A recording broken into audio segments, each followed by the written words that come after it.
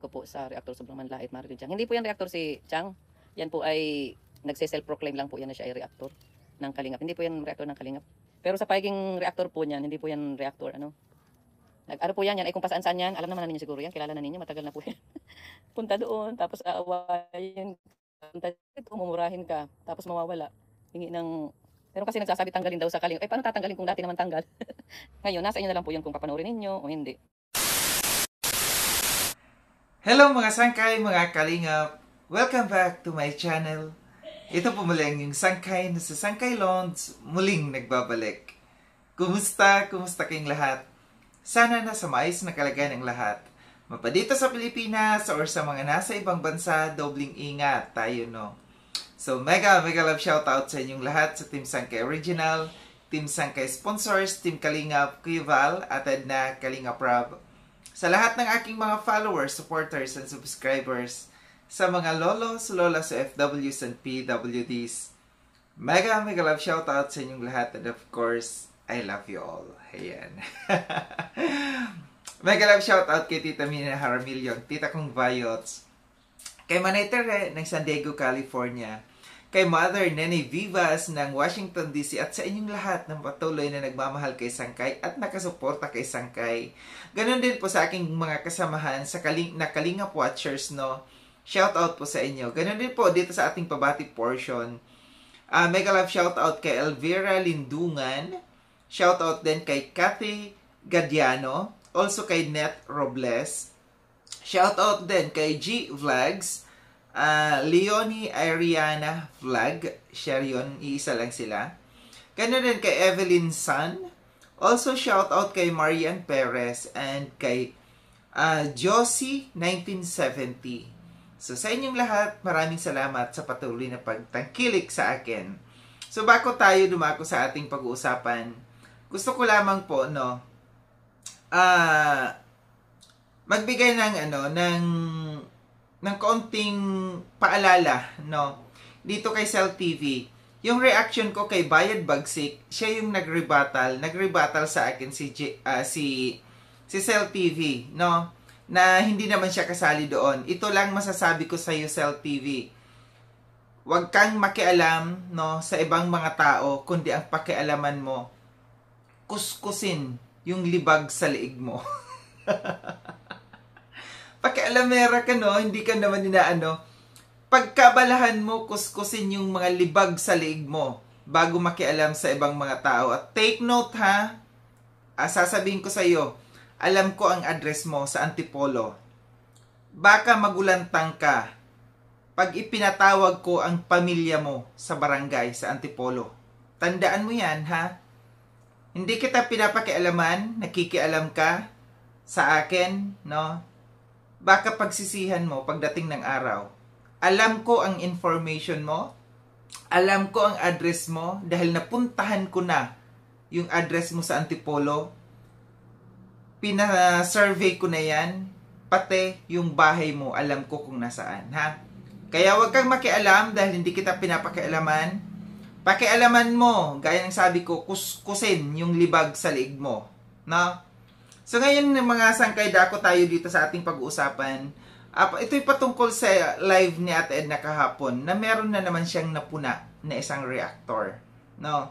So, sunod-sunod yung pagpuna dito ni Ate Edna sa mga kasamahan nating reactors. No? So, una, napuna si Bayad Bagsik. Ito na naman, meron na naman siyang pinuna. So, panoorin natin itong live na ito ni Ate Edna. Then, after natin na mapanood, magbibigay ako ng opinion or koro-koro patungkol dito. Tara mga sangkay, mga kalinga, panoorin natin. Yes, meron lang po akong nais i-share, punain.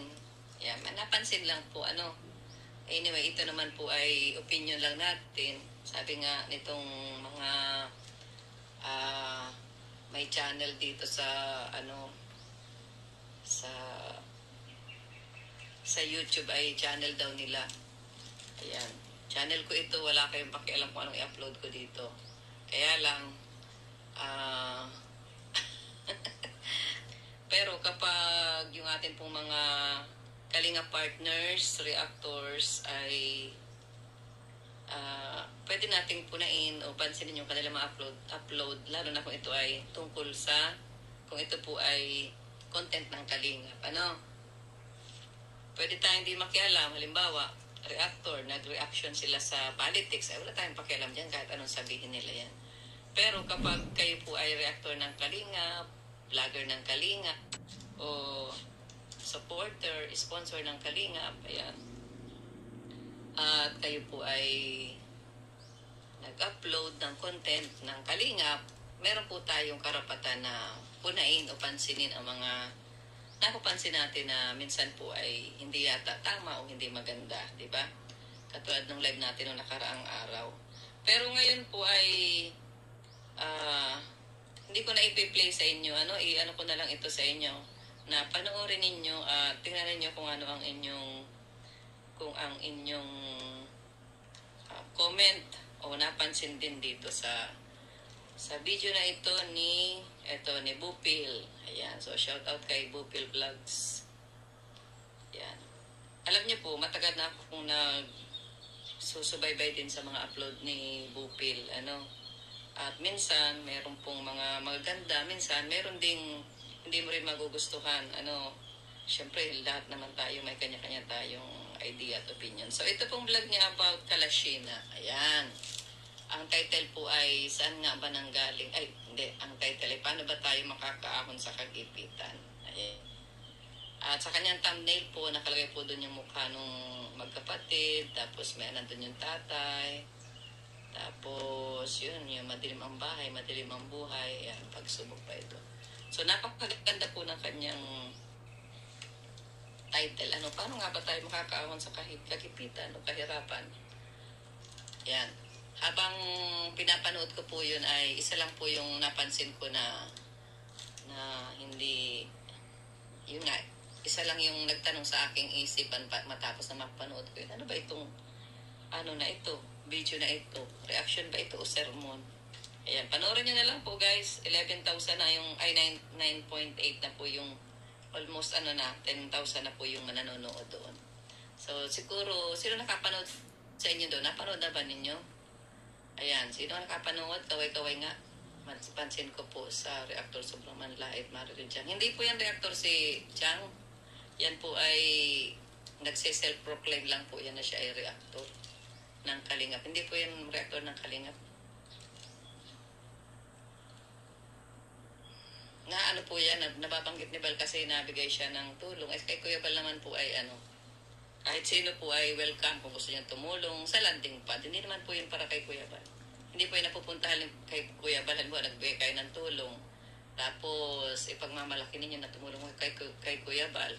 Tapos, kalingap ka na. Hindi po yan kay Kuya Bal napupunta. Napupunta po yan ay dun sa programa ni Kuya Bal.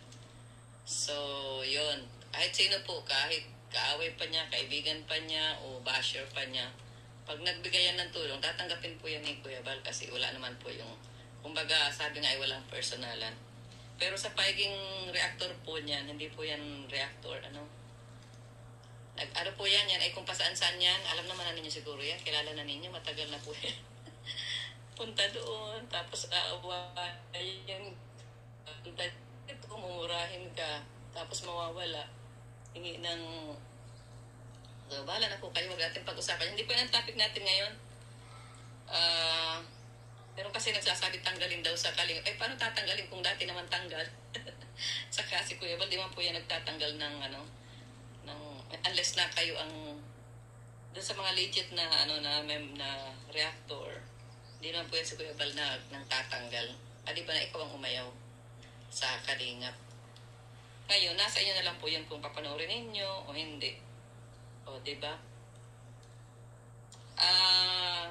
Ang napansin ko lang po dito pagkatapos ko pong manood ito po sa vlog na ito ay ano ba kako ito si Bupil nagre-reaction o nagse-sermon, diba?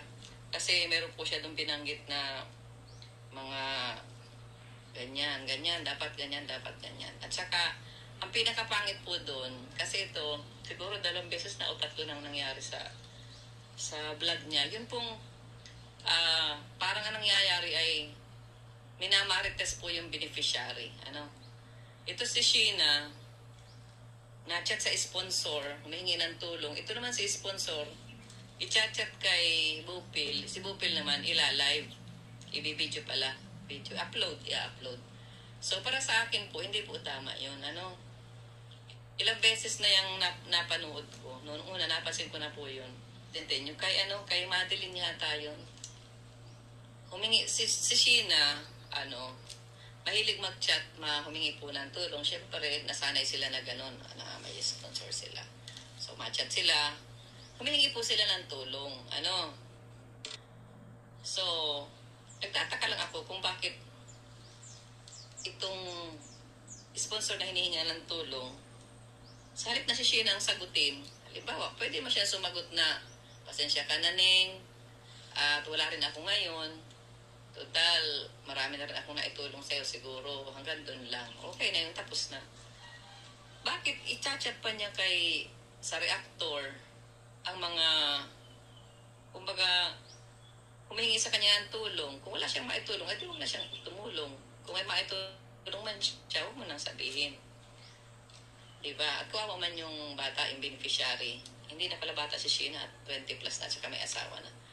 So, ngayon, wala kang, okay, kung tumulong ka man, huwag mo lang isabi sa na gagawin ninyong marites kayo. Di ba marites ang tawag doon, pag-uusapan ninyo, tapos ilalive pa.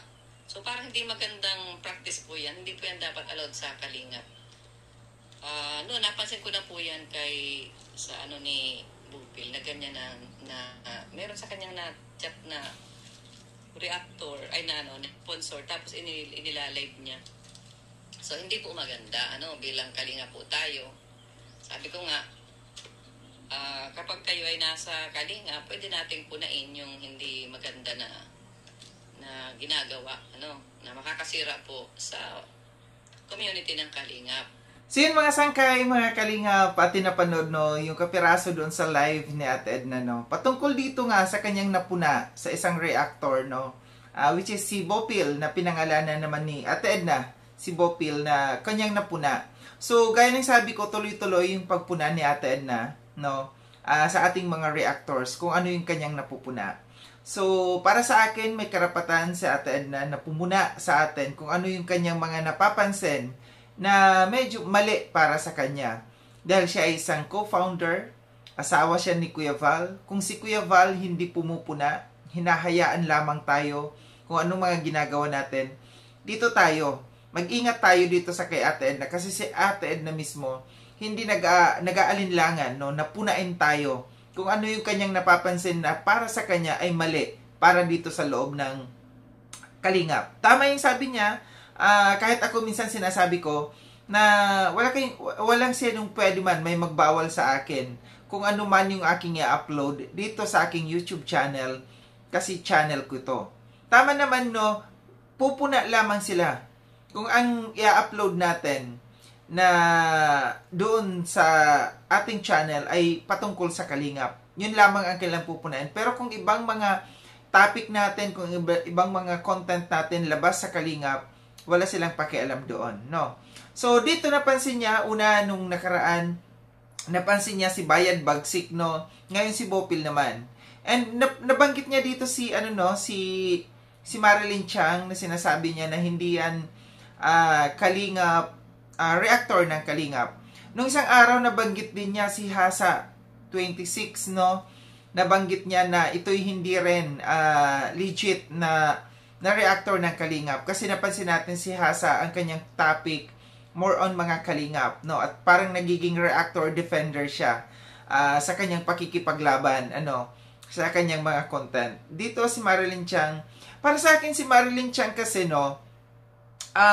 nasa loob siya ng strikers, yung ginawang grupo ni Kuya Val na si Bayad Bagsik, yung president dito.